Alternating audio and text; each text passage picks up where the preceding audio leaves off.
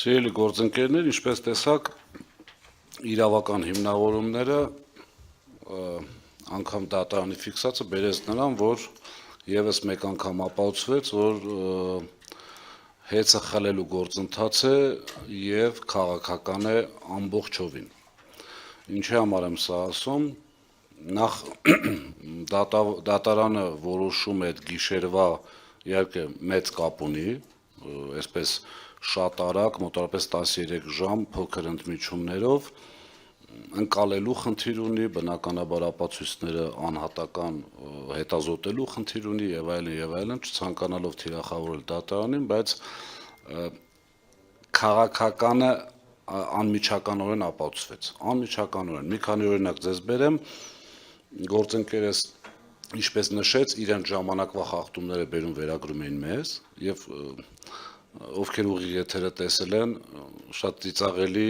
վիճակում էին հայտնվում հանձնաժողովի ներկայացուցիչները, օրինակ բերել էին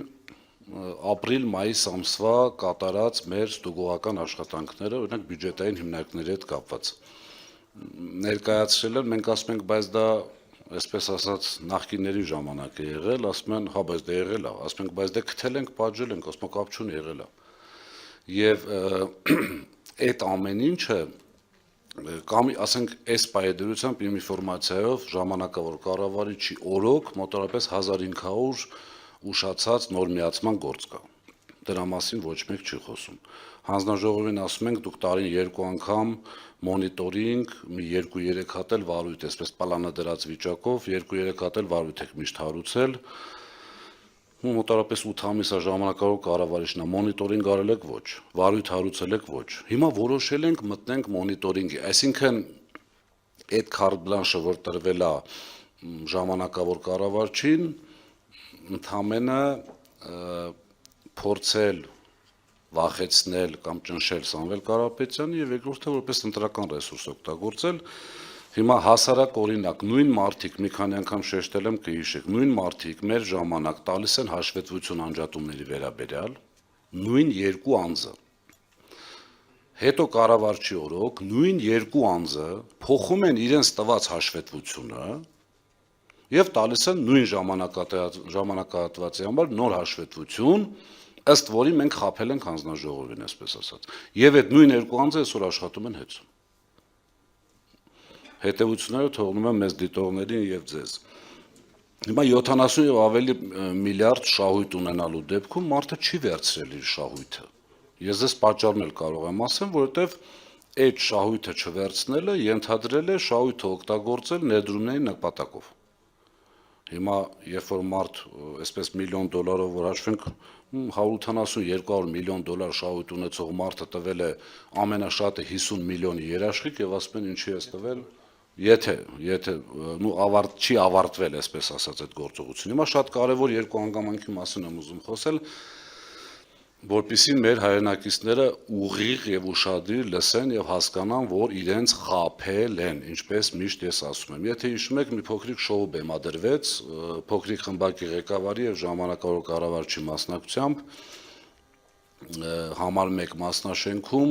զեկուցում էր հեծի հետ կապված այդ թեմաները եւ այնտեղ այսպիսի արտահայտություն եղավ, կարող ենք բառերը չեմ կարող հիշել, բայց միտքը հետեւյալն էր, որ կարող ենք ենթադրել, որ այդ համակարգը ջնջվել է ինչ-որ բան թաքցնելու համար։ Այնտեղից պատասխանը հնչում, այո, կարող ենք։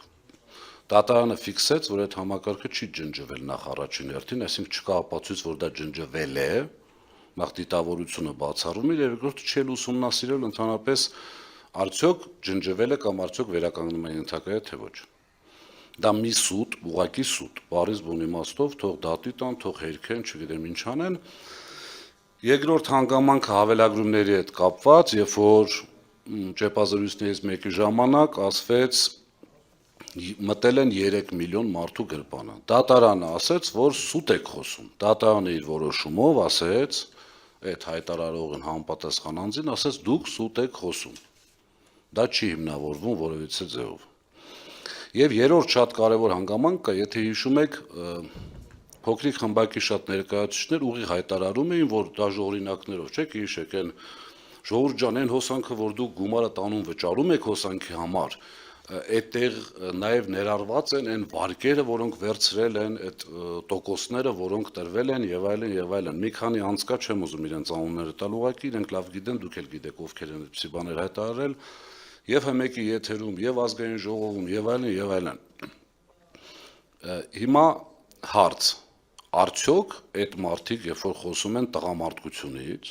չէ, ասում են տղամարդ են, գրազեր են որոշում գալ, փոխել գրազի նյութը փոխել,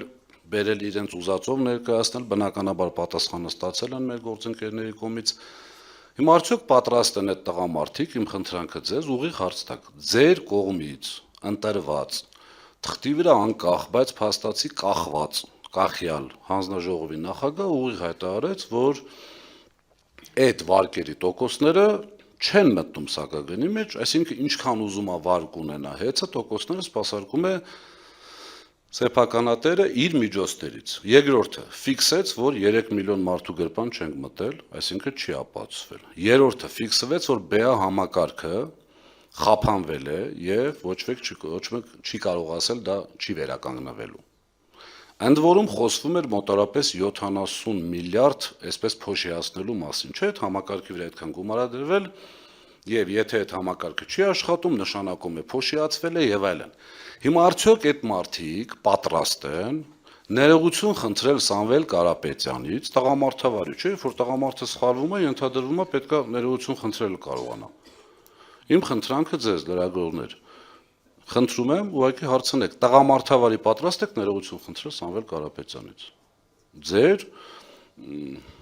մեղմ ասեմ, եթե խնդրի, շատ նորմալ է։ չեք շահելու դրանից։ Չէ, ընդհանրապես ժողովուրդը կհասկանա, որ իրենք խաբել են կամ այսպես մեղմ ասած չեն իմացել, իսկ պետական լուրջ պաշտոնյայի համար չիմանալը եւ հայտարարելը եւս խնդիր է։ Իսկ իմանալ եւ հայտարարելը Վայր ջան,